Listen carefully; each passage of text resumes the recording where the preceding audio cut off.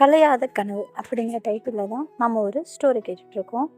இந்த ஸ்டோரியில் நிறைய பேருக்கு நிறைய கன்ஃபியூஷன், நிறைய டவுட்டு, நிறைய கோவம், நிறைய வெறுப்பு எல்லாமே இருக்குது இல்லையா? வெறுப்பு ஓகே ஓகே தான். சிலர் கொஷின்ஸ் கேட்டிருந்தாங்க. விஜய் வந்து சுயநலவாதி, செல்ஃபிஷ் அப்படின்ட்டு. சிலர் வந்து ஏன் சொல்கிறதுல என்ன தப்பு, அவங்க அக்செப்ட் பண்ணிக்க ரெடியாக தானே இருக்காங்க அப்படிங்கிற மாதிரி கேட்டிருந்தாங்க. இன்னொருத்தவங்க, நீங்கள் சாருக்கு ட்ரீமை பற்றியே தெரியவே தெரியாது, ஆனால் சொன்னால் தானே தெரியும் அப்படிங்கிற மாதிரியும் கேட்டிருக்கீங்க. சேம் டைம் இப்படியே கொண்டுட்டு போனால் எப்படி? ஸோ அவங்களுக்கு என்னங்கிறது தெரியல அப்படின்னா அது ஒரு கன்ஃபியூஷன் தானே. ஸோ லவ்வில் 2 பேர், ஒரு ரிலேஷன்ஷிப் 2 பேரும் அவங்க மேலே இருக்கிற நம்பிக்கையில் ஷேர் பண்ணணும். ஏன்னா 2 பேருமே ஒருத்தருக்கு விரும்புகிறாங்க. ஸோ ஷேர் பண்ணால் பெட்ரு. ஸோ இன்னொருத்தவங்க ஒரு கொஷின்ஸ் கேட்டிருக்காங்க. என்னென்னா, நிஜ லைஃப்பில் கிடைக்காத ஒரு கொஷினை தான், அதை கிடைக்காத ஒரு சந்தோஷத்தை தான் நிறைய பேர் கனவுலையும் கற்பனையும் வாழ்ந்துட்டுருக்காங்க. நம்ம விஜய்க்கு அது நிஜ லைஃப்பில் கிடைக்கும்போது ஏன் அதை அக்செப்ட் பண்ண முடியல அப்படின்னு கேட்டிருக்காங்க. கரெக்டு. நீங்கள் கேட்குற எல்லா கொஷின்ஸும் கரெக்டு தான். ஒரு விஷயம், விஜய் செல்ஃபிஷ் கிடையாது. ஒரு வேளை செல்ஃபிஷாக இருந்திருந்தா அப்படின்னா கனவு தானே, கனவுல அது மாட்டி இருக்கட்டும், நம்ம நேரில் ஹாப்பியாக இருக்கலாம் அப்படின்னு நினச்சிருப்பாங்க. ஏன் அவங்க அப்படி நினைக்கல அப்படின்னா, அவங்க சாருக்கு உண்மையாக இருக்கணும்னு ஆசைப்படுறாங்க. கனவுல கூட வேறொரு பர்சன் கூட இருக்கிற மாதிரி அவங்களால அக்செப்ட் பண்ணிக்கல. கனவாக இருந்தாலும் நிஜமாக இருந்தாலும் சாரு மட்டும்தான் அவங்களுக்கு இருக்கணும்னு அவங்க நினைக்கிறாங்க. அதனால தான் கனவுல வர பொண்ணை அக்செப்ட் பண்ணிக்க முடியுது. ஒருவேளை கனவுல இருக்கிற பொண்ணை நான் அக்செப்ட் பண்ணிக்கணும் அப்படின்னா சாரு வேண்டாம் அப்படின்னு நினைக்கிறாங்க. ஆனால் இங்கே இன்னொரு விஷயம், கனவுங்கிறது சில பேருக்கு அப்பப்போ வரும் போகும். ஆனால் விஜயோட விஷயத்தில் கனவு பார்த்தீங்க அப்படின்னா லைஃபாகவே நடந்துட்டுருக்கு. அவங்களால இந்த கனவு வந்து ஸ்டாப் பண்ண முடியல. ஸோ அதனால் அந்த கனவுளோடையே இருக்கும்போது அவங்க ஹாப்பியாக இருக்காங்க, ரியல் லைஃப்பில் அவங்க கூட இருக்கும்போது ஹாப்பியாக இருக்காங்க. ஆனால் அவங்க 2 பேரையுமே மனசில் உண்மையாலுமே ரொம்ப நேசிக்கிறாங்க. அதனால தான் இவங்களுக்கு துரோகம் பண்ணக்கூடாது, இவங்களுக்கு துரோகம் பண்ணக்கூடாது அப்படின்னு நினைக்கிறாங்க. ஸ்டெஃபா, நீங்கள் முன்னாடி நினச்ச மாதிரி தான் கனவு தானே அப்படின்னு அவங்களும் நினச்சதுனால மட்டும்தான் சாருவை அக்செப்ட் பண்ணாங்க. இல்லைனா பண்ணியிருக்க மாட்டாங்க. அது உங்களுக்கு நான் ஸ்டோரியில் சொல்லியிருக்கேன். ஏன்னா புவனேஸ்வரியும் பிரேமாவும் சொன்னாங்க, ஜஸ்ட் ட்ரீம்டா, வரும் போகும், நீ அதை பெருசு பண்ணாத விஜய் அப்படின்னு அவங்க சொல்லி அவங்க அதிலிருந்து அதுக்கப்புறம் அந்த ட்ரீமுமே கொஞ்சம் கேப் கொடுத்துச்சு. ஸோ அதனால் அவங்களுக்கு பார்த்தீங்க அப்படின்னா அந்த டைமும் ஒரு கிளாரிட்டி கொடுத்ததுனால, அந்த ட்ரீம் கொஞ்சம் கேப் கொடுத்ததுனால இவங்க வந்து சாருக்கு அக்செப்ட் பண்ணிக்கிட்டாங்க. ஜஸ்ட் அது ட்ரீம் தான் அப்படிங்கிற மாதிரி நினச்சிட்டாங்க. ஆனால் அந்த ட்ரீம் அகைன் அண்ட் அகைன் இந்த ட்ரீமில் அவங்க லைஃப் ரன் ஆகிக்கிட்டே இருக்கிறதுனால ஒன்றும் இந்த லைஃப் வேணும், இல்லை அந்த லைஃப் வேணும், எந்த லைஃப் வேணும் அப்படிங்கிறது கன்ஃபியூஷனில் தான் அவங்க ஒரு பிரேக் எடுத்துருக்காங்க. நீங்கள் யாரையாவது உண்மையாக நேசிச்சிருந்தீங்க அப்படின்னா அவங்கக்கிட்ட போய், என் ட்ரீமில் நான் இந்த மாதிரி ஒரு பொண்ணு கூட இருந்தேன், ஒரு பர்சன் கூட இருந்தேன் அப்படிங்கிறத உங்களால் சொல்ல முடியுமா? இதுதான் இன்னைக்கு நான் உங்ககிட்ட கேட்குற கொஷின். என் ட்ரீமில் இந்த மாதிரி ஒரு பொண்ணு வந்தா அப்படின்னலாம் சொல்லி அவங்களோட பார்ட்னர்ஸை வெறுப்பேற்ற முடியும், கோவப்படுத்தணும். பட் இது அதையும் தாண்டின ஒரு விஷயம். சொல்லப்போனால் நமக்கு கனவுல நடக்கிற ஒவ்வொரு விஷயமும் ரியல் நடக்கிற மாதிரி தான் இருக்கும். ஸோ அது ரியலாகவும் அவங்க அனுபவித்த மாதிரி தான் ஃபீல் பண்ணுவாங்க. அதனால தான் அவங்க சொல்ல முடியாமல் தடுமாறுறாங்க. அவங்கக்கிட்ட எப்படி சொல்கிறதுன்னு தெரியாமல் முடிக்கிறாங்க. ஜஸ்ட்டு ஒரு ட்ரீமை வந்து ஜஸ்ட்டு டிஸ்டர்பன்ஸாக மட்டும் இருந்திருந்தா அவங்க மேபி ஒரு ஸ்டேஜ் இல்லைனாலும் ஒரு ஸ்டேஜில் எக்ஸ்பிளைன் பண்ணியிருக்கலாம். ஆனால் இது அவங்களோட கண்ட்ரோலையே தாண்டி போனதுனால அவங்களால சொல்ல முடியாமல் கஷ்டப்படுறாங்க. இதுதான் விஜயோட நிலைமை. Not all selfish. ஓகே. அப்புறம் இன்னொரு லைஃப், உங்கள் எல்லாத்துக்கும் இதிலே ஆன்சர் வந்துருச்சு நான் நினைக்கிறேன். அவங்களுக்கு ரியல் லைஃபே நல்லா இருக்கும்போது ஏன் அந்த ட்ரீமை நினைக்கிறாங்க அப்படின்ட்டு. ட்ரீமை அவங்களாவே நினைக்கல, அவங்களுக்கா தானா நடக்குது அப்படின்னு சொல்லலாம். எக்ஸாம்பிள், இயற்கை அப்படிங்கிறது தானா நிகழக்கூடிய ஒரு விஷயம். எது எப்போ யாருக்கிட்ட எப்படி சேர்க்கணும் யாருக்கும் தெரியாது. என்ன நடக்கும் அப்படிங்கிறது யாருக்கும் தெரியாது. விஜயோட லைஃப்லையும் அவங்க நினைக்கிறது இதுதான் இவங்களுக்கு கொடுக்குற லைஃபா அப்படின்னு அவங்க நினைக்கிறாங்க. உள்ள எனக்கு சாரு தான் ரியல் லைஃப்னா இதை ஏன் கொடுக்குற, இது ஸ்டாப் பண்ணு. இந்த ஒரு கன்ஃபியூஷனுக்கு தான் அவங்க ஒரு பிரேக் எடுத்திருக்காங்க. ஓகேவா, நான் இதை பற்றி கொஞ்ச நேரம் பேசியிருக்கேன். பட் உங்களுக்கு ஒரு தெளிவு கொடுக்கணும் அப்படிங்கிறதுக்காக தான் நான் கொடுத்துருக்கேன். அட் த சேம் டைம் சாருக்கு ட்ரீமை பற்றியே தெரியாது அப்படின்னு கேட்டிருக்கீங்க. நான் சொல்கிறேன், அவங்களுக்கு தெரியும் அப்படிங்கிறது நான் ஆல்ரெடி சொல்லியிருக்கேன். பட் நீங்கள் மறந்துட்டீங்கன்னு நினைக்கிறேன்.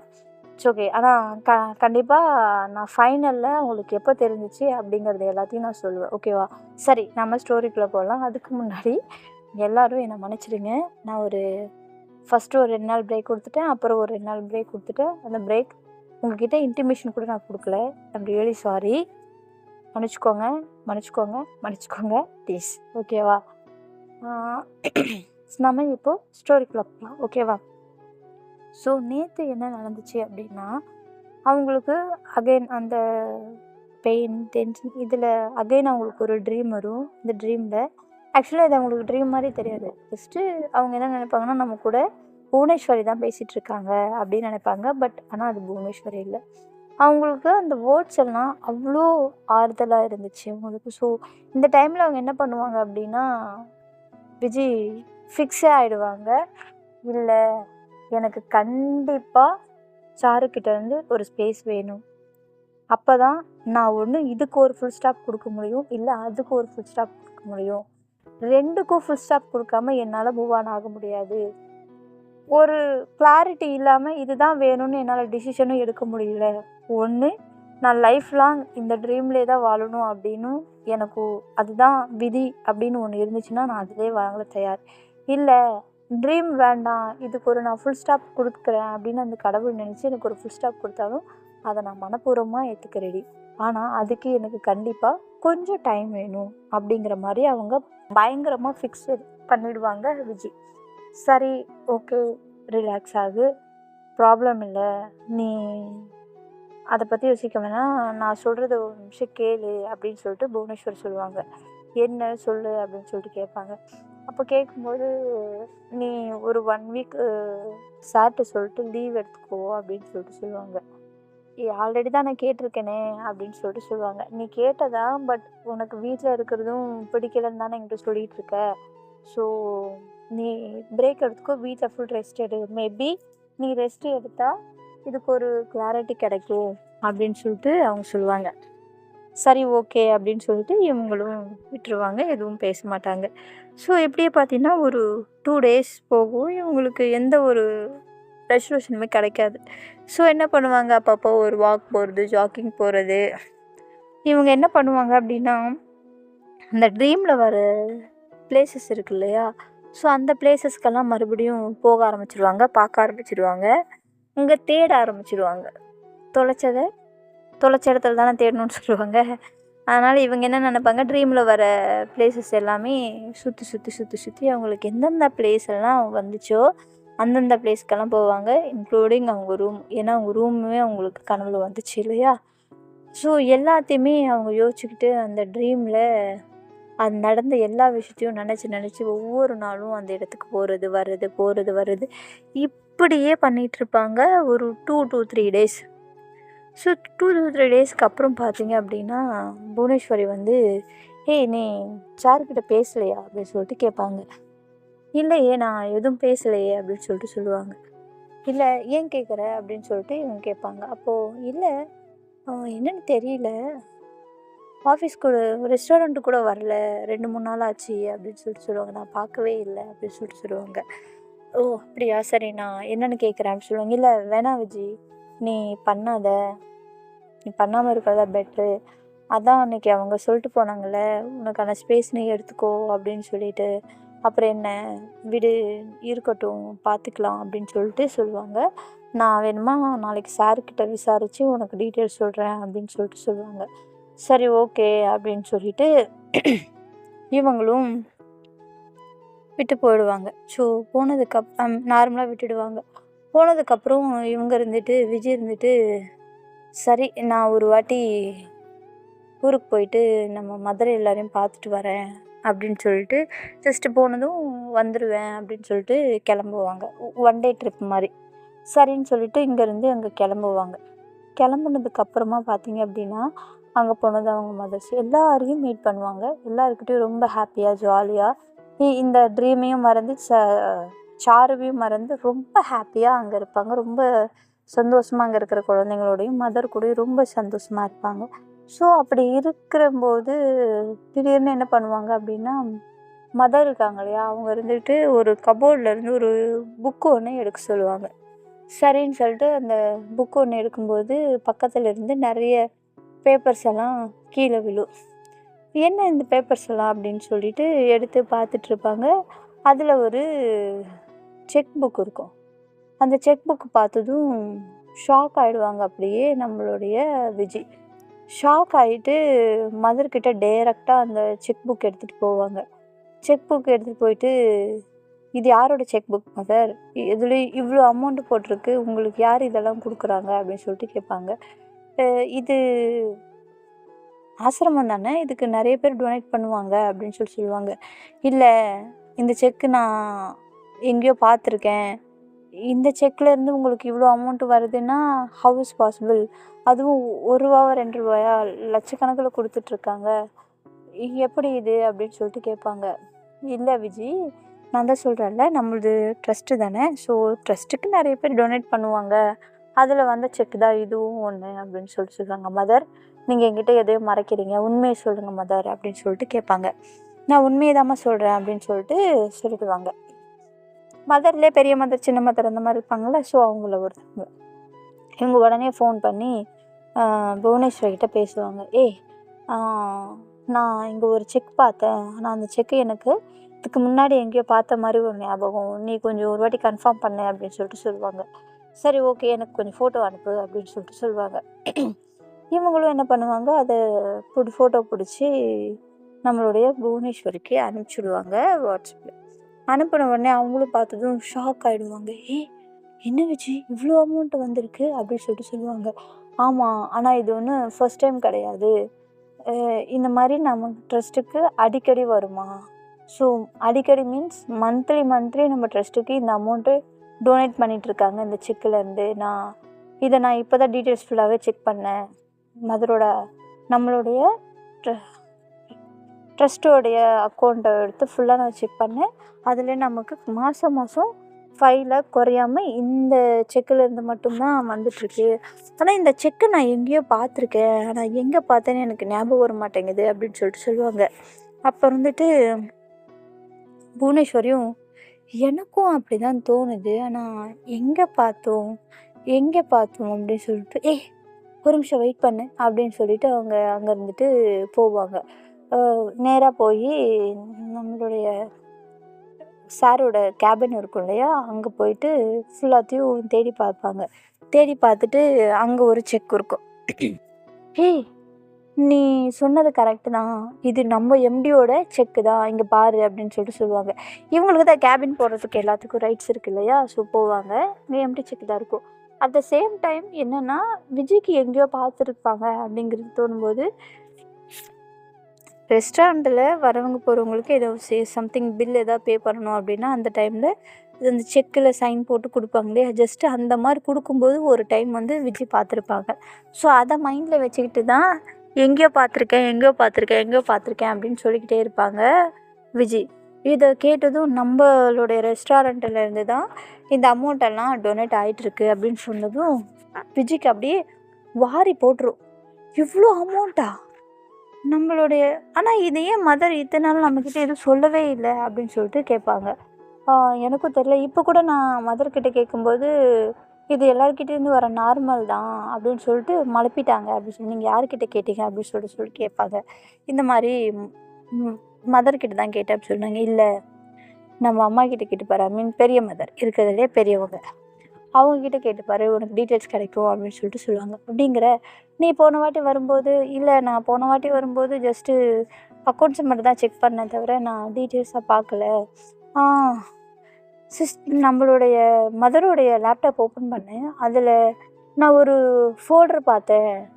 பட் அன்னைக்கு எனக்கு ஒரு கால் வந்ததுனால நான் அந்த ஃபோல்டரை அப்படியே நெக்லெக்ட் பண்ணிட்டேன்.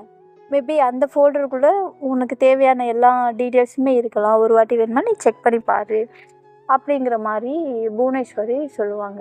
சரி ஓகே அப்படின்னு சொல்லிட்டு உடனே அவங்க என்ன பண்ணுவாங்க அப்படின்னா இன்வெஸ்டிகேஷன் ஸ்டார்ட் பண்ணிடுவாங்க. அவங்களோட சிஸ்டம் எல்லாம் ஓப்பன் பண்ணி யார் இது என்ன உண்மையிலுமே இது நம்ம ரெஸ்டாரண்ட்லேருந்து வந்த செக்கு தானா, இல்லை இது வேற எங்கேருந்து வந்ததா, அதுவும் இவ்வளோ அமௌண்ட்டு எதுக்காக, இவங்களுக்கு நம்மளோட ரெஸ்டாரண்ட்லேருந்து இவ்வளோ அமௌண்ட்டு வரணும் அப்படிங்கிற மாதிரி அவங்க வந்து யோசித்து ஃபுல்லாகவே சர்ச் பண்ணி தேடிட்டு இருப்பாங்க விஜி. ஸோ இப்படி தேடிட்டே இருக்கும்போது அந்த ஃபோல்டரும் உங்களுக்கு கிடச்சிடும். ஸோ கிடச்சதுக்கு அப்புறமா பார்த்தீங்க அப்படின்னா அதுக்குள்ளே டாக்குமெண்ட்ஸ் நிறைய டாக்குமெண்ட்ஸ் வந்துக்கிட்டே இருக்கும். ஒவ்வொன்று எடுக்க அது அவங்களுக்கு பார்த்ததும் ரொம்ப ஷாக்கிங் ஆகிடுவா. அவங்க இருக்கிற அந்த ட்ரஸ்ட்டே பார்த்தீங்க அப்படின்னா அந்த ரெஸ்டாரண்ட்டு அவங்க ஓனருடைய நேமில் தான் ரிஜிஸ்டர் ஆகிருக்கும். ஸோ இந்த மாதிரி எடுக்கும்போது நிறைய நிறைய நிறைய திங்ஸ் பார்த்தீங்க அப்படின்னா அவங்களுக்கு வந்து ஷாக்ஸ் கொடுத்துக்கிட்டே இருக்கும். ஸோ இப்படி எல்லாத்தையுமே அவங்க ஓப்பன் பண்ணி ஒன்று ஒன்றா பார்த்துக்கிட்டே இருப்பாங்க. ஸோ ஃபைனலாக பார்த்தீங்க அப்படின்னா அவங்களுக்கு அந்த ஃபோல்டரில் இருக்கிற எல்லா டீட்டெயில்ஸுமே கிடச்சிடும். கிடச்சதுக்கப்புறமா இவங்க அவங்க மதர்கிட்ட டேரெக்டாக போவாங்க. டேரெக்டாக போய் மதர் அப்படிம்பாங்க. சொல்லுமா விஜி அப்படின்னு சொல்லிட்டு அவங்க மதர் கேட்பாங்க. என்னது இது அப்படின்னு சொல்லிட்டு கேட்பாங்க. என்ன சொல்லு அப்படின்னு சொல்லிட்டு அவங்க கேட்பாங்க. இந்த டாக்குமெண்ட்ஸ் ஃபுல்லாகவே எங்கள் ரெஸ்டாரண்ட்டில் வந்து செக்காக இருக்குது. மாதம் எங்கள் ரெஸ்டாரண்ட்லேருந்து இவ்வளோ அமௌண்ட் வருதா அப்படின்னு சொல்லிட்டு கேட்பாங்க.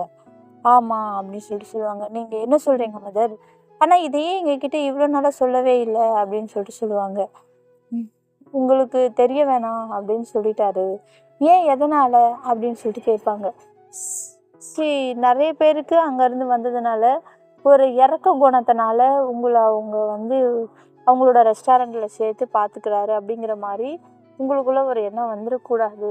உங்களோட முயற்சியில் தான் நீங்கள் வளர்ந்துட்டுருக்கீங்க அப்படிங்கிற மாதிரி தான் நீங்கள் வளரணும் அப்படிங்கிறது தான் அவருடைய எண்ணம். அதனால தான் இந்த மாதிரிலாம் எதுவும் உங்கள்கிட்ட சொல்ல வேணாம்னு சொல்லிட்டாரு அப்படின்னு சொல்லுவாங்க. அது மட்டும் இல்லாமல் உங்களை சின்ன வயசுலேருந்து வளர்த்தது அவர் தான் அப்படின்னு சொல்லிட்டு சொல்லுவாங்க. இதெல்லாம் கேட்டதும் விஜய்க்கு அப்படியே ஷாக் ஆகி என்ன சொல்கிறீங்க அப்படின்னு சொல்லிட்டு கேட்பாங்க.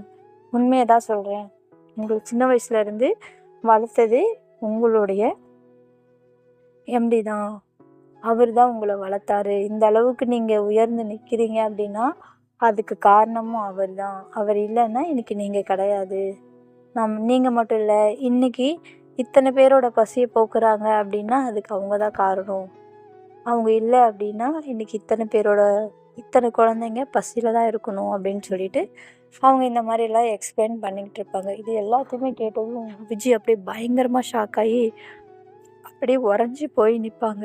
இவ்வளவும் பண்ணிவிட்டு ஜஸ்ட் எங்களை பெருசாக எதுவும் தெரியாத மாதிரி எப்படி இவர் இருக்கார், அவரால் எப்படி முடியுது அப்படின்னு சொல்லிட்டு சொல்லுவாங்க.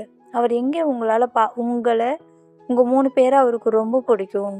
அதனால தான் அவர் சொல்லப்போனால் அந்த ரெஸ்டாரண்ட் ஆரம்பித்ததே உங்களுக்காக தான் அப்படின்னு சொல்லிட்டு சொல்லுவாங்க. என்ன சொல்கிறீங்க மதர் அப்படி சொல்லுவாங்க. ஆமாம், அவங்களோட வளர்ச்சி நீங்கள் படித்தது எல்லாம் பார்த்து இவங்களை நம்மக்கிட்டே வச்சுக்கணும், அவர் நீங்கள் உங்களை பார்த்துக்கிட்டே இருக்கணுங்கிறது தான் அவங்களோட ஆசை. அதனால தான் அவர் உங்களை பக்கத்தில் வச்சுக்கணும்னு ஆசைப்பட்டார். அதனால தான் அவங்க ரெஸ்டாரண்ட்டுக்கே உங்களை வேலைக்கு எடுத்தார். இன்றைக்கி உங்களை நல்லா பார்த்துக்கிறாரே தவிர உங்களோட முயற்சியில் உங்களோட திறமையில தான் நீங்கள் வளர்ந்துட்டுருக்கீங்களே தவிர இந்த மாதிரி இருந்ததுனால தான் நீங்கள் அந்த இடத்துக்கு வளர்ந்துருக்கீங்க அப்படின்னு நீங்கள் எந்த விதத்திலும் நினைக்கக்கூடாது. அப்படிங்கிறதுனால ஒரே காரணத்தில் மட்டும்தான் அவர் இது சொல்லலை, இல்லைனா அவர் கண்டிப்பாக உங்களுக்கு சொல்லியிருப்பாங்க அப்படின்னு சொல்லிட்டு சொல்லுவாங்க அவங்களோட மதர். அத்தனையும் கேட்டுட்டு அப்படியே பூரிச்சு போய் கண்ணு கலங்கி அப்படியே நிற்பாங்க. என்ன சொல்கிறது ஏது சொல்கிறதுன்னு தெரியாமல் விஜய் தகச்சு நிற்பாங்க. ஸோ இதுக்கப்புறம் என்ன நடக்க போகுது அப்படிங்கிறது எல்லாமே நம்ம நெக்ஸ்ட் எபிசோடில் டீட்டெயிலாக பார்க்கலாம். இப்போ வரைக்கும் ஸ்டோரி பிடிச்சிருக்கு அப்படின்னா ப்ளீஸ் லைக் அண்ட் ஷேர், மறக்காமல் கமெண்ட் பண்ணுங்கள். ஸோ மீதி போக நான் டீட்டெயிலாக உங்களுக்கு எக்ஸ்பிளைன் பண்ணுறேன். At the same time story கேட்டுட்டு எல்லோரும் ஹாப்பியாக அண்ட் நிம்மதியாக தூங்குங்க. எல்லாருக்கும் good night and sweet dreams.